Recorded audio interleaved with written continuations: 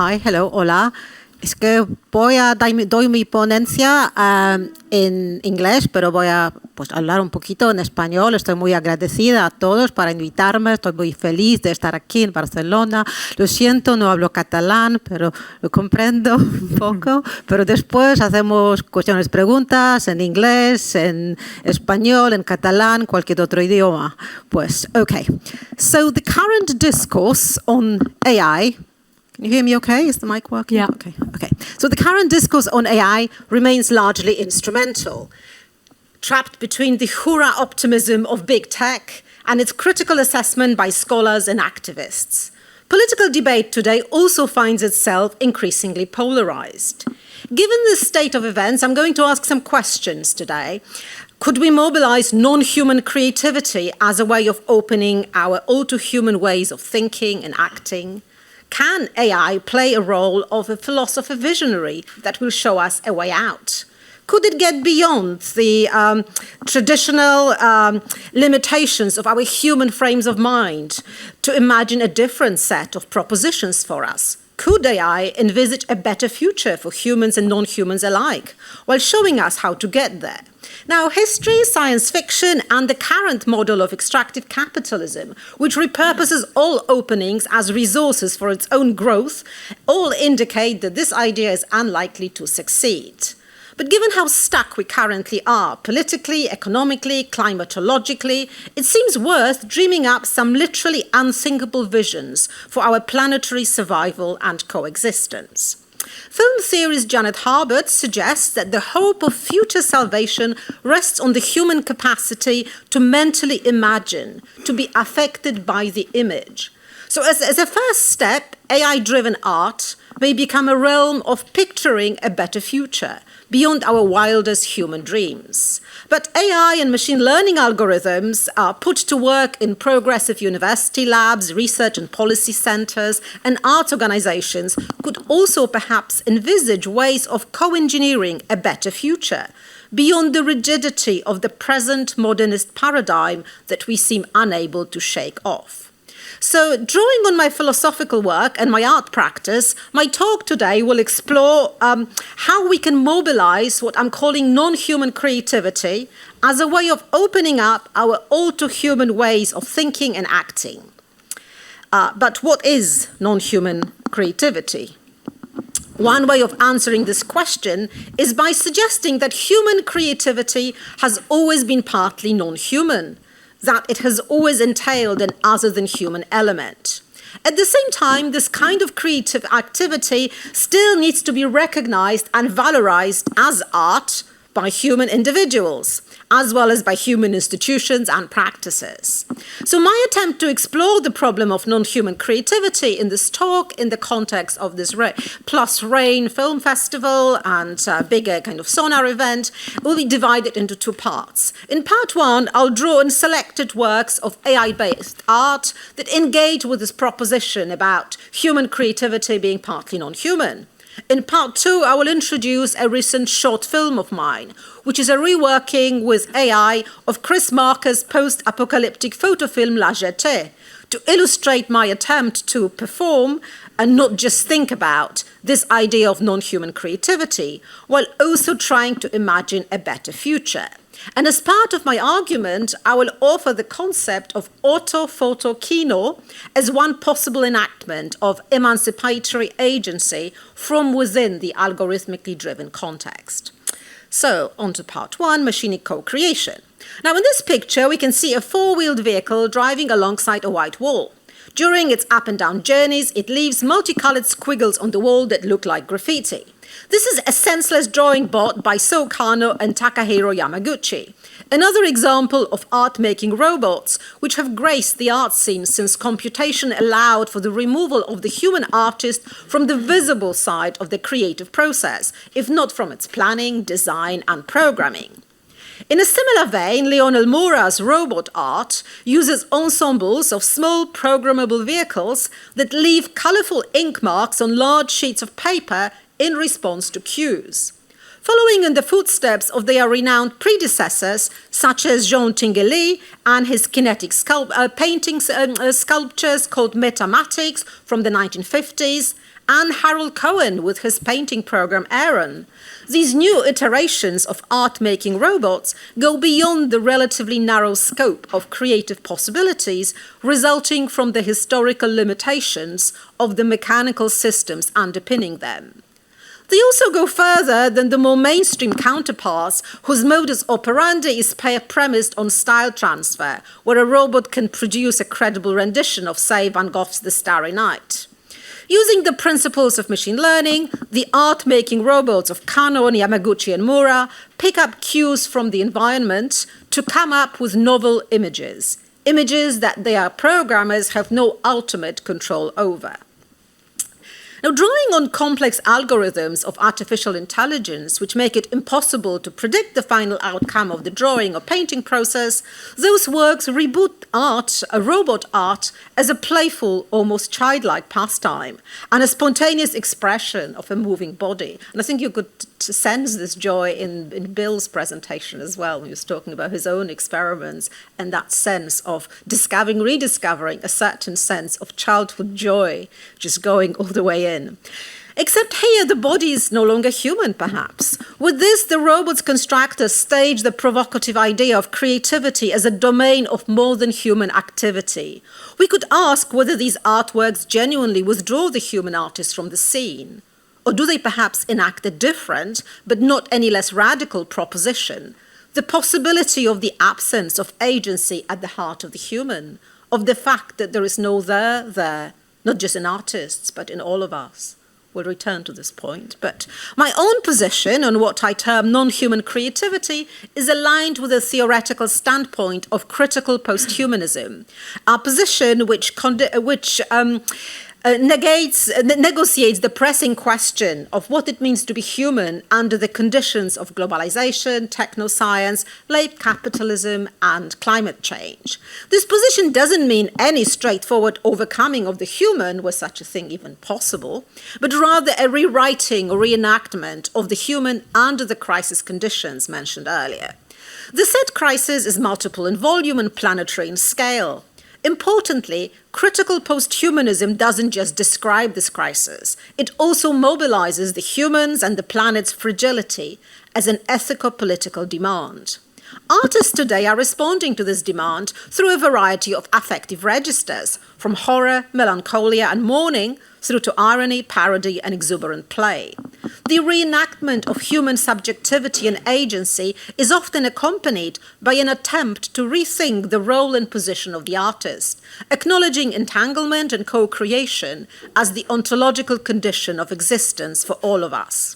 Now, as a working definition of creativity, I adopt Margaret Bowden, who's a computer scientist in the UK, her theorization of creativity as the ability to come up with ideas or artifacts that are new, surprising, and valuable. Bowden's writings on creativity deserve attention because of her efforts to take computer art and other forms of media art seriously as interventions that can shift established epistemological and ontological frames. She recognizes that some philosophers refuse to admit the possibility of computer art by defining art in exclusively human terms, as a communication between one human being and another.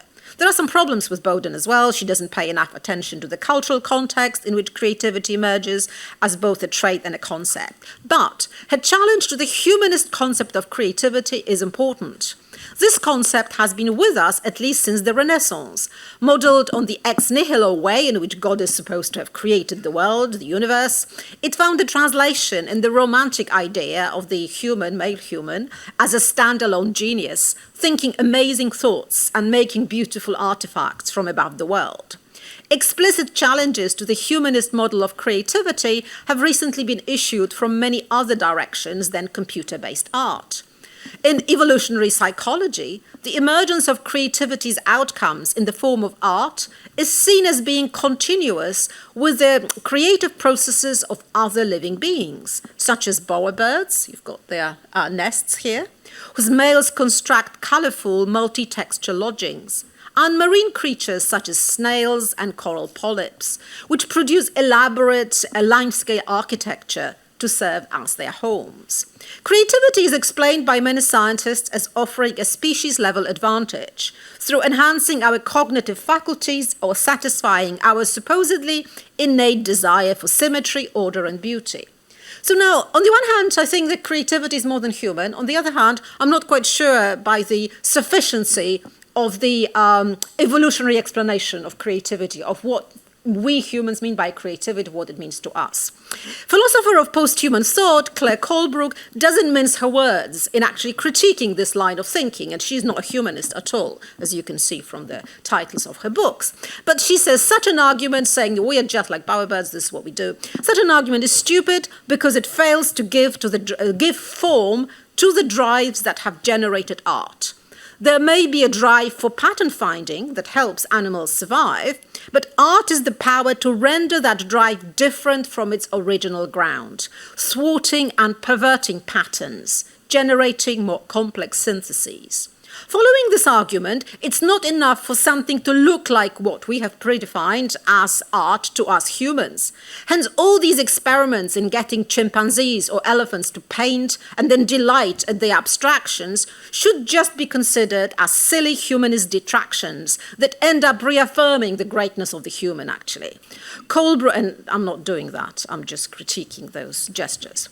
Colebrook's argument builds on Henri Bergson's idea of creative evolution, where life is seen as an explosive power of creative difference and a counter-tendency of resistance.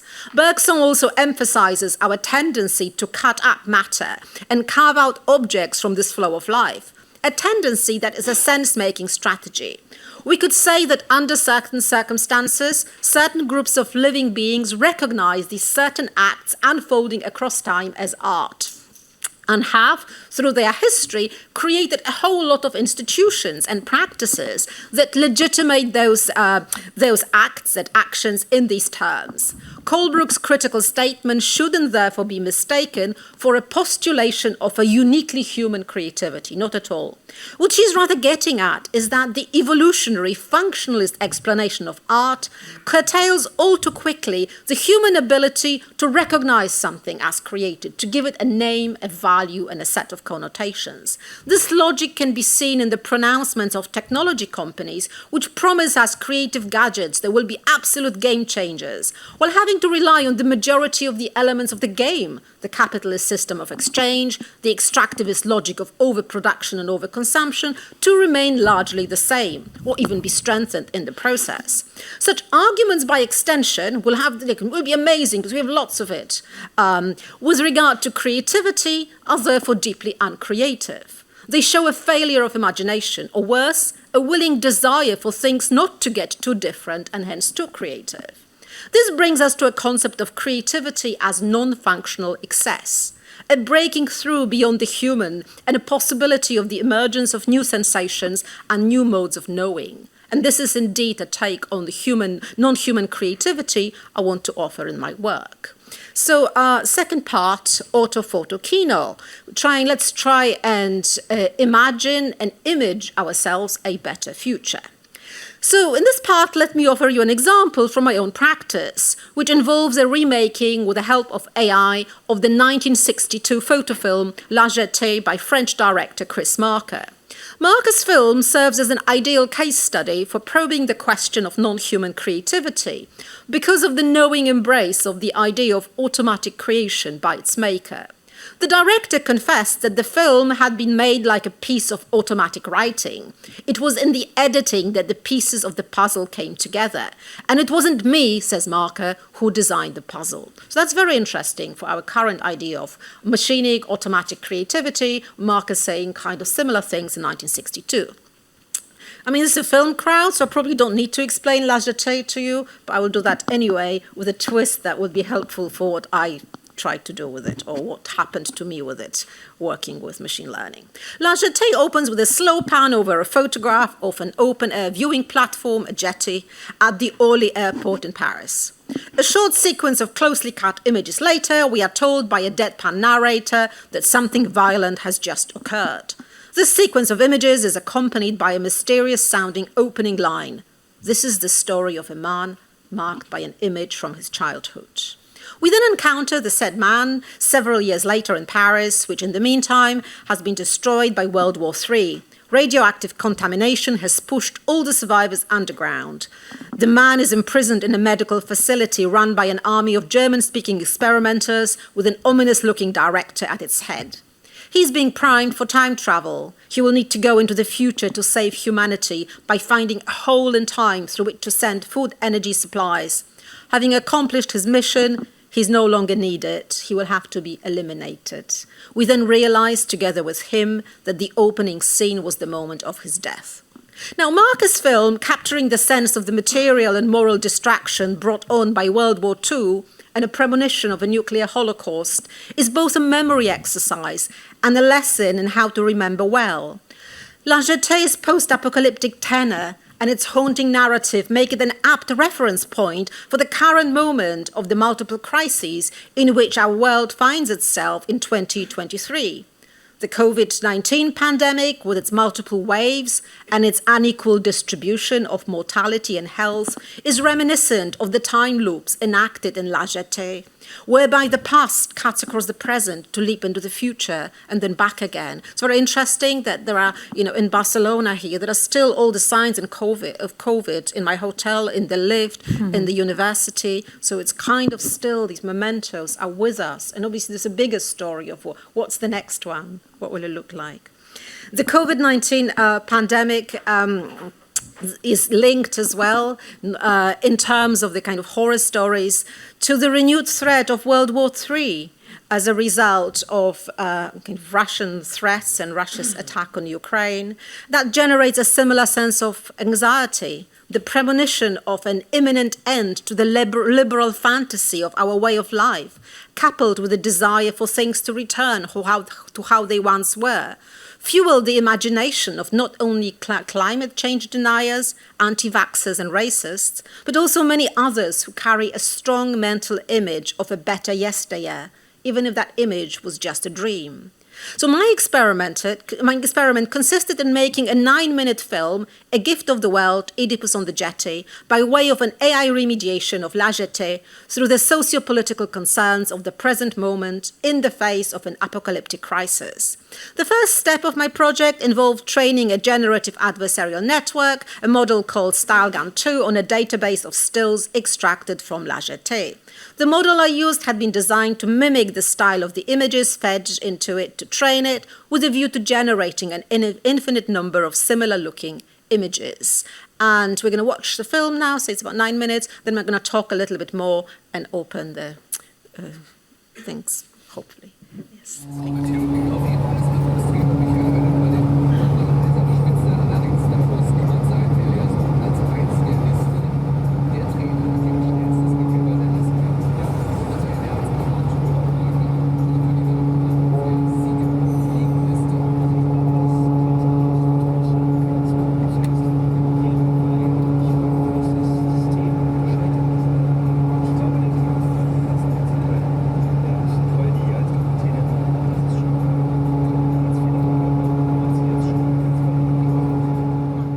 This is the story of a man marked by an image from his childhood.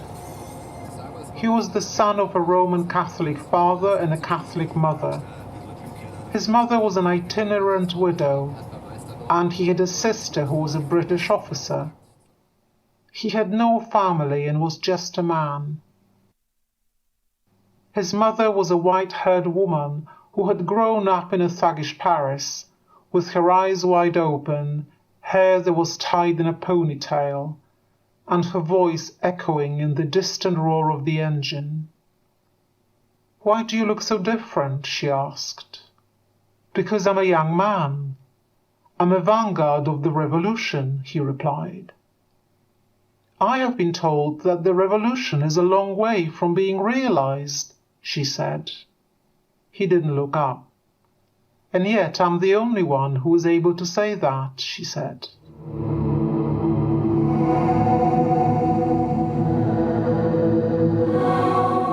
He would have thought of the woman as a baby. He was already a soldier, a member of the great army. Now he had lost all his memories. He had lost all the strength he had. He had lost his identity. He had lost his sanity. He had lost his reason. He had lost all the emotions he had ever had. He huddled in his bed, in his thoughts, in his dreams, in his nightmares. His face was broken. He was shattered. He was shattered by the memories, the images he'd had of him, the love he had for her, the fear he had felt for her, the terror he had felt for her, the sadness he had felt for her.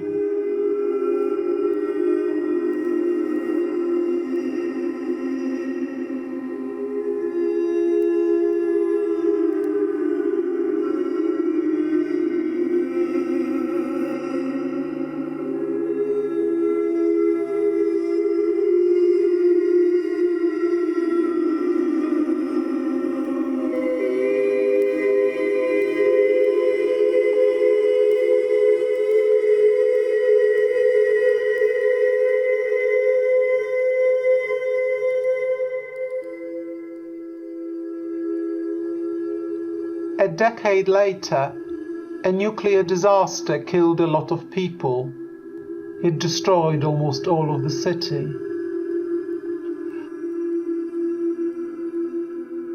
The social prisoners, the most ardent of the anarchists, were subjected to an experiment which proved that they were not only mentally but also physically unfit.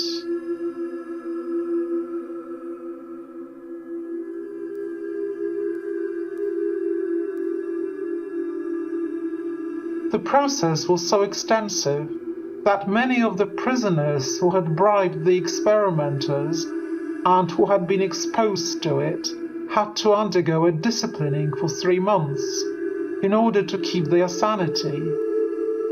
In order to keep their sanity, the experimenters placed a great deal of effort into making the prisoners seem sane. They made the prisoners stand in a row as if they were in a trance. They took their time to do so and kept their eyes closed.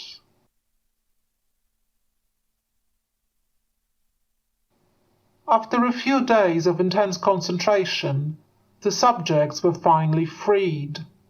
In order to get the subjects to feel comfortable, the experimenters placed them in a room with a long desk and placed thorns in the desk to keep them from falling asleep.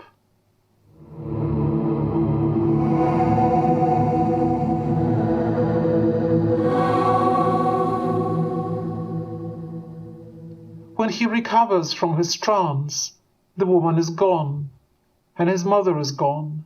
He feels the thoughts and feelings of his world, in a world where he is dead. Then, as he hears her voice, he becomes aware of her and he sees her. The words that he hears are so clearly imprinted on his mind that he can't quite tell what she means. But he can feel ills in her mind, and this makes him understand what she's saying. She is, in fact, a gift of the world. He remembers what she said, and he tries to make sense of it. It's an idea he had once experienced. It's a mental phenomenon, he thinks. The conversation is a kind of sexual act. He's on his way to his bedroom to find out if he can talk to the woman who brought him to this world. He can't. He doesn't want to. What's the matter? He asks. She's got some problems, so I'll have to get rid of her, she says. You'll be fine. She's not really like that, he says. I've got a good sense of what she's like. I've got a good sense of what she's like too, she says. I know what she's like, and I'm not going to change it. They are without plans, without memories. They are without focus and without freedom. They are without a choice, without a right. Their eyes are fixed on the stone. and they watch him as he drifts through the canyon, head first through a waterway, his arms held high. His arms drift into the water, and he picks up the boat and shifts it to the right. A day goes by, and we are on our way, he tells her. A day goes by. I'm waiting for you to come with me. You will stay with me, and I will give you your dream. I'm a dreamer, a man, she says, a man who will love you. I'll follow you to the end of your life.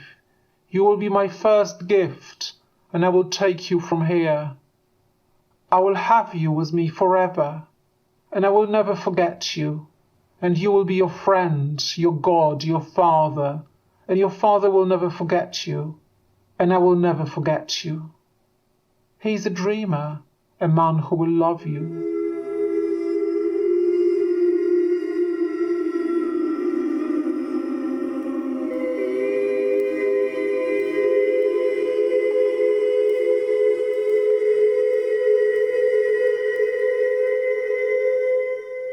The villagers are not waiting for a new adventure, but for something else.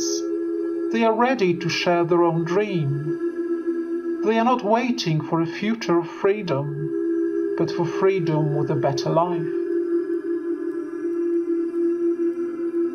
She says that she's the girl who was brought back to the family, but that the power she had is not hers. He wants her to take him to the beginning of time, and then to tell her to return to the present. He says she will die in a few hours, and then he will tell her to bring him back to the world. She will never return to the family, but he's going to take her back to the world, and he will keep her alive. She's not going to die.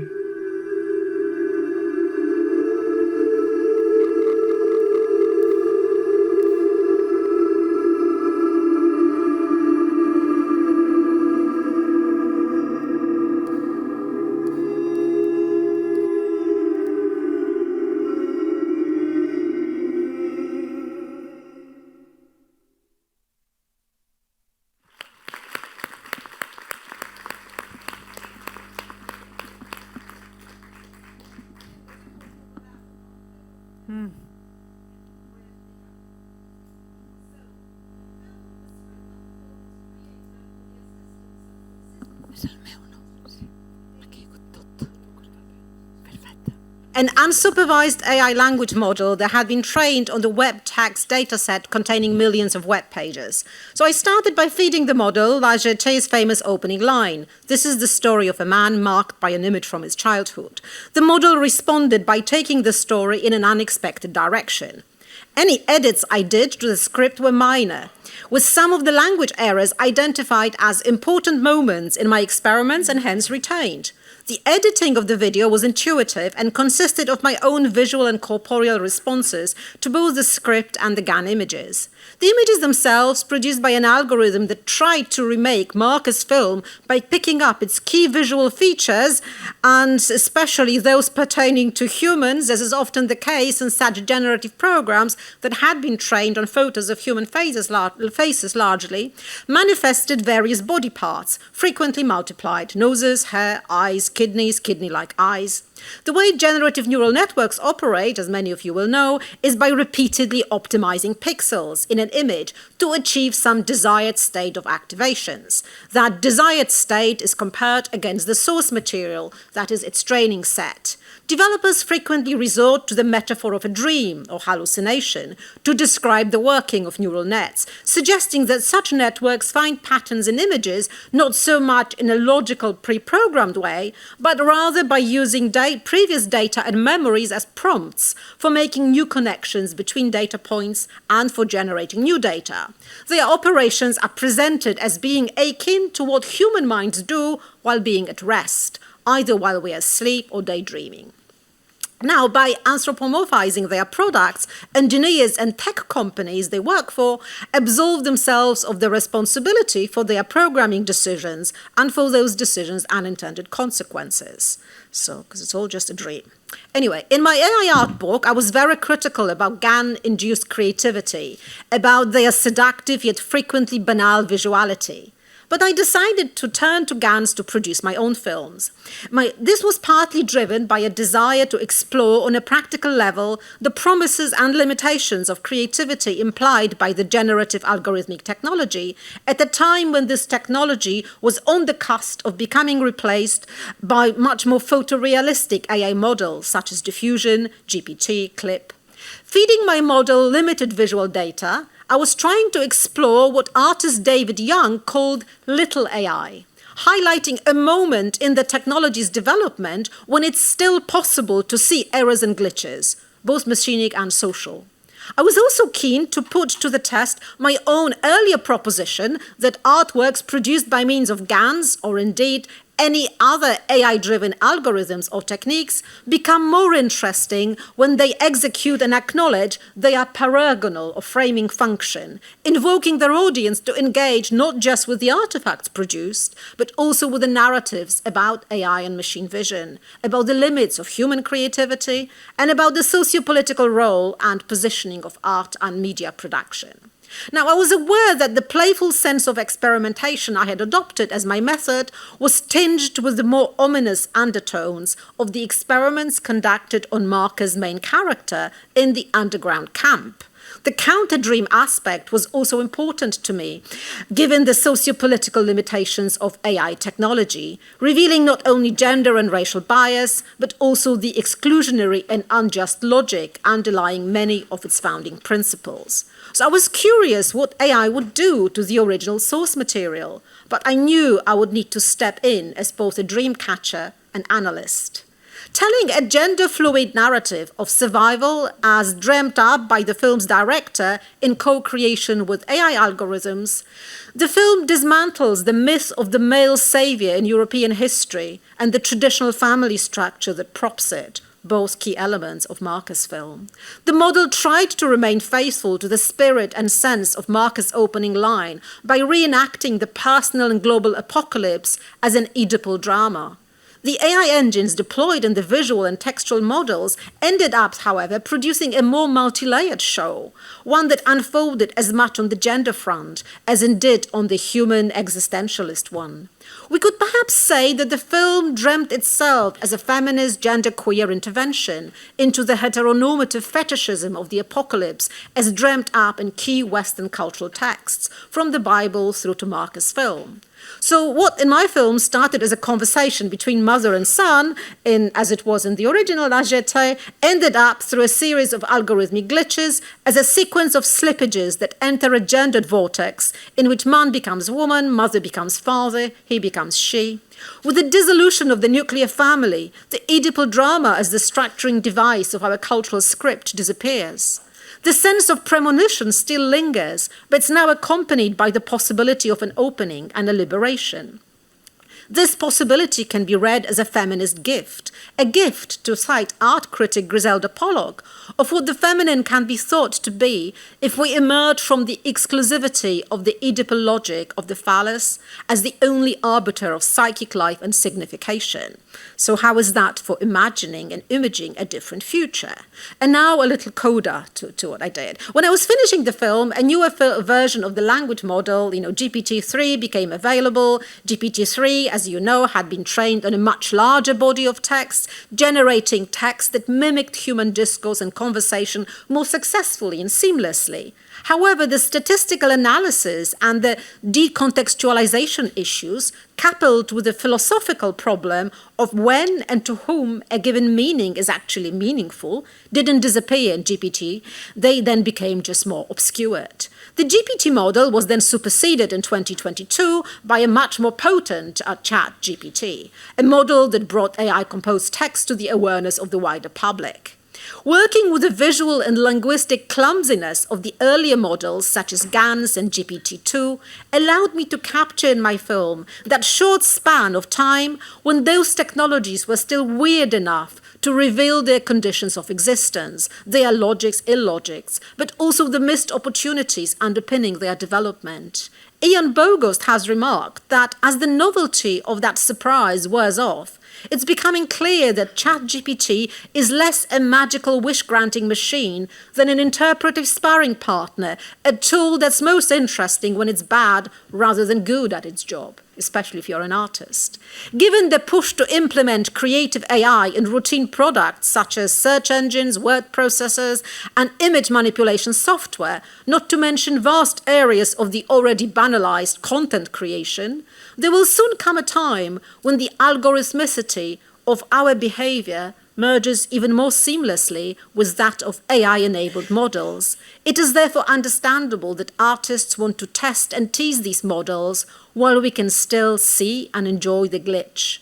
Working with the good enough visual and textual models of 2021 allowed me to capture a particular moment in time when the AI-driven technology was revealing its uncanniness quite explicitly, lending itself more easily to artistic experimentation. It may be that it was a unique moment in time when both human agency and human intervention into the AI-fueled perception machine was still possible, before the weirdness of AI on both textual and visual levels would be overcome by successful stochastic mimicry, thus making critical interventions into their technology and its underpinning logic more difficult to stage or even argue for.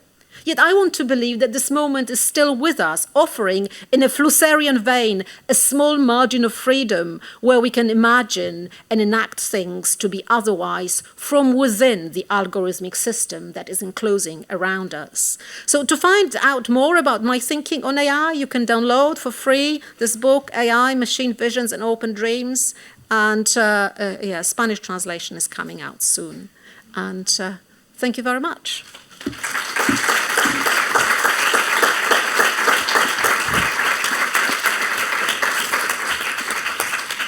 Thank you, really. Thank you very much for your talk. Provoking, inspiring, very, very nice.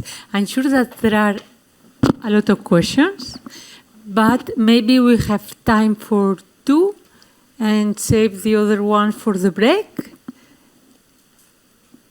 Questions?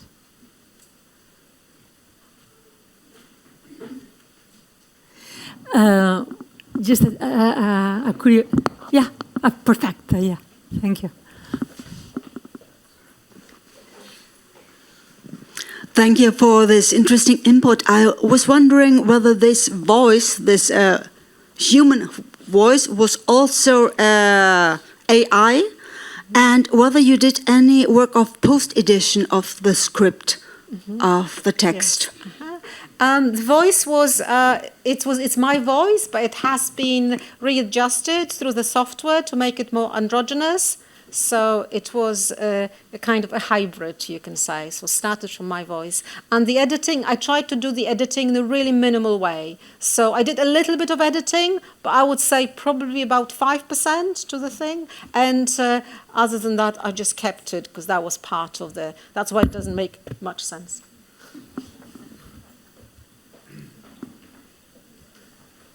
Any more questions? Thus, let's thank the speaker again. Thank you.